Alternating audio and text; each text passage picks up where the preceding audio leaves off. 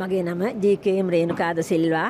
අපි තායිලන්ත තරඟාවලියට සම්බන්ධ වුණා.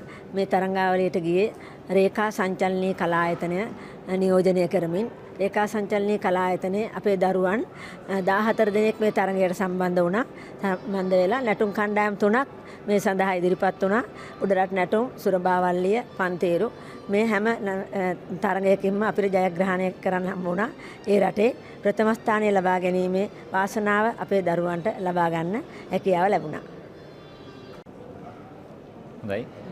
මගේ නම තරිඳු ධනංජය. මම international organisation of folk arts ආයතනයේ IOV සංවිධානයේ ශ්‍රී ලංකාවේ සභාපති ධූරයේ කටයුතු කරනවා. ඉතින් අපි මේ විදිහට ශ්‍රී ලංකාවෙන් කණ්ඩායම් 3ක් රැගෙන තායිලන්තයේ බැංකොක් නුවර පැවැත්වුණු CIFA නර්තන තරඟාවලිය සඳහා සම්බන්ධ වුණා.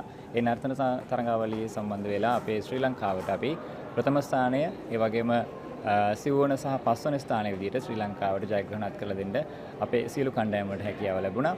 ඉතින් ඒ හැකියාවත් සමගම ශ්‍රී ලංකාව සමස්ත ශූරතාවයේදී අංක 1 ශ්‍රී ලංකාවේ ජාතික දජයේ අංක 1 ස්ථානයට පත් කරන්නට අපේ සියලු දෙනාට වාසනාව ශක්තිය ධෛර්යය ලැබුණා.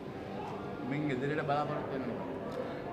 මින් ඉදිරියට අපේ මේ ආකාරයෙන්ම සෑම තෙමසකටම වරක් තායිලන්තයේ පැවැත්වෙන බැංකොක් එම තරඟාවලිය සඳහා ශ්‍රී ලංකාවේ කණ්ඩායම් සූදානම් කරගෙන ඒ තරඟාවලිය සඳහා යොමු වෙන්න බලාපොරොත්තු වෙනවා.